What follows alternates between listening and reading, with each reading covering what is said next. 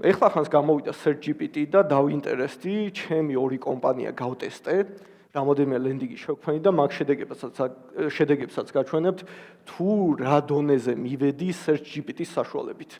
და ცუდი თუ კარგი ის არის, რომ Google-ს გადავასწარი, რაც ნიშნავს, რომ GPT-დან შემოსული აუდიტორია უკეთესი არის და უფრო ხარისხიანი არის, ვიდრე მაგალითად Google-დან შემოსული. ჩათვალეთ ეს ყველაფერი თქვენ კითხვას დასვავთ, არ ვიცი აქ ვინ რამდენი წლის ხართ, მაგრამ წლების წინ არსებობდა საძიებო სისტემა, რომელსაც ერქვა ESC.com-ი. და მთელი მუღამი ის იყო, რომ ისე უნდა მოგეძებნათ რაღაც, რომ კითხვის ფორმულირებით უნდა დაგესვათ. ყველაფერი ახალი ხო კარგად დავიწყებული ძველი არის და რეალურად GPT-ზეც ეგ მოხდა. თუ თქვენ მაგალითად SEO-ს აკეთებთ და ცდილობთ, რომ კონკრეტულ keyword-ებზე მოიზემნოს თქვენი ვებსაიტი, ახლა თქვენ მოგიწევთ, რომ კონკრეტული პრომპტებზე და წინადადებებზე მოარგოთ. ანუ თუ აქამდე ხალხი ეძებდა IAP ავიაბილეთები, ახლა იქნება საჭირო სად შეიძლება შევიძინო IAP ავიაბილეთები ოჯახისთვის. და უფრო ადამიანური მომენტი იქნება. რაც GPT გამოვიდა მისი უფასო და ფასიანი ვერსიიდან დაწყებული ძალიან მოიმატა მოხმარებამ. და უფრო მეტ ადამიანს ურჩევნია, რომ კითხვა დასვას და ინფორმაცია მიაწოდოს, ვიდრე Google-ზე 10 ლინკი ნახოს. ანუ ჩვენ 10 ლინკიდან უკვე საუბარში და ჩატზე გადავდივართ. საინტერესო ის არის, რომ თუ გინდათ, რომ SearchGPT-ის საძიებო სისტემაში თქვენი ვებსაიტი გამოჩნდეს, თითქმის იგივე პრინციპებს იყენებთ, რასაც SEO-ს გაკეთებისას. ანუ თქვენი ვებსაიტი ტექნიკურად გამართული უნდა იყოს, რობოტის ფაილი, ანუ GPT-ის ბოტი უნდა დაუშვათ აუცილებლად ვებსაიტზე და რაც თავია თქვენი კონტენტი უნდა იყოს ძალიან კარგი. თუ აქამდე copywriter-ების პრობლემა იყო საქართველოში, რომ არ იცოდნენ SEO-ს ტექსტები როგორ დაეწერათ, ეხლა უფრო დიდი პრობლემა გამოჩნდება, რადგან ტექსტები ისე უნდა დაწერონ, რომ როდესაც ადამიანი კონკრეტულ prompts იტყვის, მე მჭირდება ეს მაგალითად მე ქოლესტერინის ლეველი ძალიან მაღალი მაქვს და მინდა რომ დავწიო. სანამ Google-ზე 10 ლინკს ნახავთ და წაიკითხავთ, შეიძლება ცუდად გახდეთ. ამიტომ SearchGPT ამის კარგი საშუალება ის სანდო წყაროებიდან მოგაწვდით ინფორმაციას, რომელიც უფრო, ასე ვთქვათ, გაპრიალებული არის და ყველაფერი მზა კითხვა და პასუხი მანდ იქნება.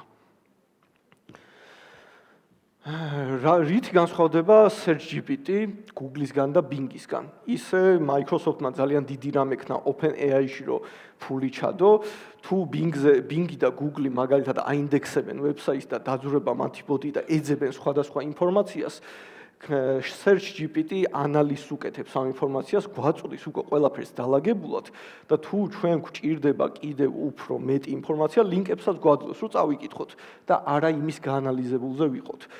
მაინც რო ვიცოდეთ, რა თქმა უნდა, Google არასოდეს არ მოკვდება, არ მჯერა მაგისი, SearchGPT დამოკიდებულია როგორც Google-ზე, Bing-ზე, Yahoo-ზე, DuckDuckGo-ზე და ყველა სხვა საძიებო სისტემაზე, რადგან სწორედ მაქედან მოაქვს წყაროები, მაგრამ ასევე თავისი წყაროც ეგნება SearchGPT, რომელიც თვითონ დააგროვებს ბაზას.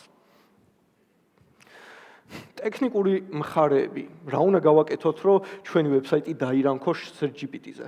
პირველ რიგში, როგორც გითხარით, ბოტი უნდა შემოუშვათ, OAI ბოტი ქვია და რაც ყველაზე მთავარია, როგორც SEO-ში ბექლინკები მნიშვნელოვანი არის, იგივე იქნება აქ. მაგრამ საინტერესო იცით რა არის? SEO-ში, Google-ის SEO-ში, როდესაც თქვენი ლინკები სოციქსელებზე არის განთავსებული, მაგალითად Facebook-ზე, ეს თქვენს ბექლინკად არ ითვლებოდა და იქიდან არ გაძლევდათ სარგებელს. ანუ თქვენი ავტორიტატულობის ქულა არ ადიოდა ზევით. SearchGPT განსხვავებით ყურადღებას მიაქცევს თქვენი სოციქსელებზე განთავსებულ ლინკებს. თუ როგორი რეაქციები იქნება ამ პოსტზე დადებული და უფრო დაგეხმარებათ, რომ წინ წავხვიდეთ.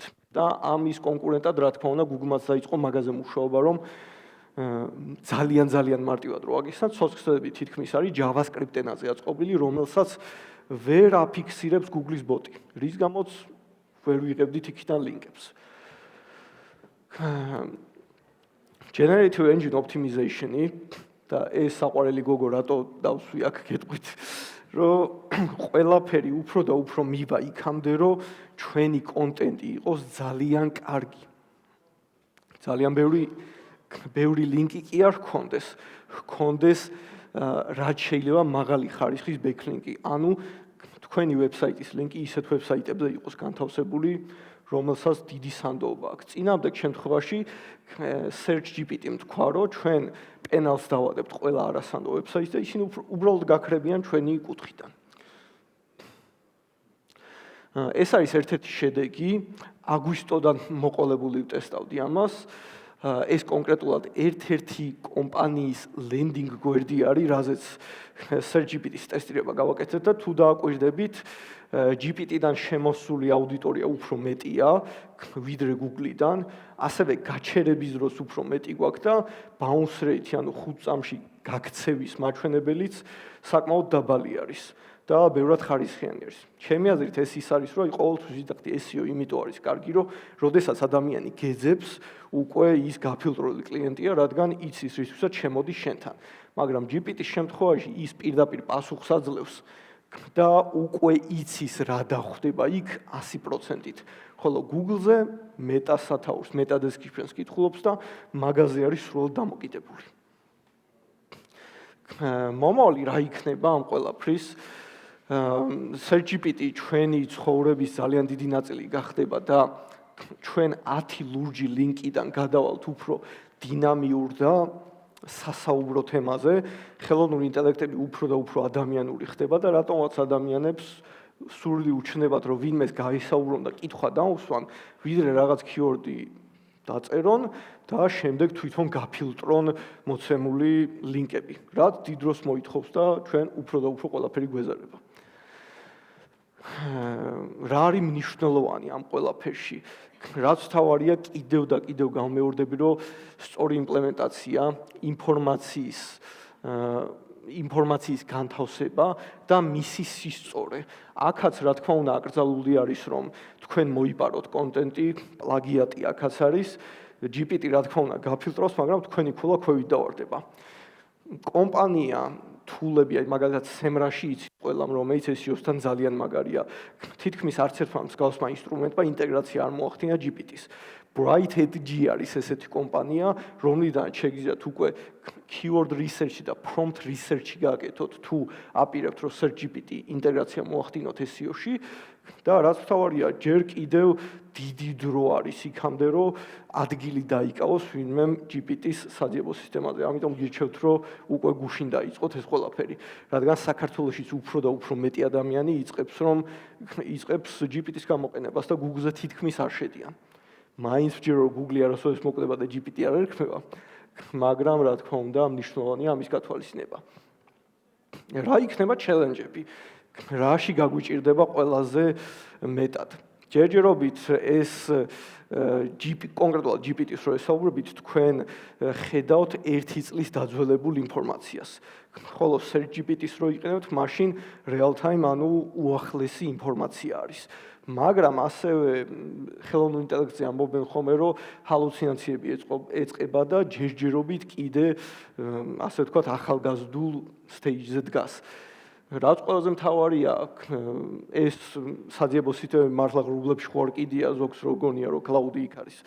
და მოითხოვს ძალიან დიდ რესურსს და სხვათა შორის კლიმატის კუთხით ცუდი არის საძიებო ხელოვნური ინტელექტი, იმიტომ რომ ძალიან დიდი წყლის რაოდენობა იხარჯება მათ გასაგრილებლად და ეხლა ევროკავშირმა მოითხოვა ამის დარეგულირება და ჯერჯერობით არც ისე სწრაფად მივდივართ ხელოვნური ინტელექტის განვითარებაზე, მაგრამ სადავცვათ უკვე ძალიან მაგარია.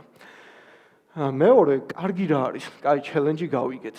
კარგი ის არის, რომ ეს ახალ ნიშაზე ხსნის გზას და ბიზნესებს შეუძლიათ, რომ უფრო გამოჩნდნენ, თუ ვიღაც Google-ის მეორე გვერდზე იმყოფებოდა SearchGPT-ში, აქ ეგ არ ხდება. რადგან საშუალებას გვაძლევს, რომ ყველაფერი გაანალიზოს და ერთი ჯამური პასუხი მოგცეს. შეიძლება GPT-მ ისეთი პასუხი დაგვიბრუნოს, რაც Google-ზე 50-ე გვერდზე იქნება. და არიან ადამიანები და კომპანიები, რომლებმაც არ იციან SEO ოპტიმიზაცია, მაგრამ ძალიან მაგარ კონტენტს ქმნიან.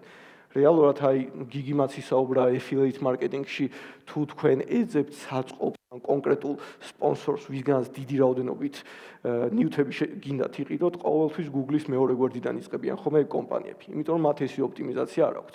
ამიტომ ბევრს რო გვგონია, რომ Google-ზე რაღაცას რომ მოვძებნით, ღმერთისნებით გამოგვიჭდა ეს ყველაფერი, რეალურად ვიღაც copywriter-მა და SEO სპეციალისტმა ისე გააკეთა, რომ პირველზე გამოჩენილიყო ეს ნაწილები. ბოლოს ცოტა უცნაური გადახვევა იქნება, მაგრამ გეტყვით, რომ აი ეს ყველაფერი რაც მოვაწყვეთ, მიზანი გქონდა ის, რომ აქედან რომ გახვიდოდით, რაღაც ახალს გაიგებდით, უაზრო და ლამაზი ლაპარაკი არ იქნებოდა და გექნებოდა ცოდნა. ანუ მაქსიმალურად პრაქტიკული იქნებოდა ეს ყველაფერი. და ძალიან გაგვიჭირდა. მაგრამ ინერვიულად ერთი კვირა დაახლოებით არ გვეძინა და მინდა რომ გაჩვენოთ წინა წლის ფოტოები მაგ ყველაფრიდან. მარცხნივ მე და გიგი ვართ და ვზივართ ჯუბაში, ჯუბას ევაკუატორში, ღამის 2 საათია დაახლოებით და ბანერის კონსტრუქცია მიგვაქვს რუსთავში რომ დავასვარკოთ. იმიტომ რომ თბილისში ყველას ეძინა, ვინც ამ მიმართულებით მუშაობდა. აქ უკვე დღის ბოლო და არავის არ გვახსოვს კისერზე რატომ ეკიდა ეს ნივთები. მაგრამ ესე წავედით შვიდად რა. დიდი მადლობა მინდა ყველას გითხრათ და ამაზე მეტ ინფორმაციას მოგაწვით.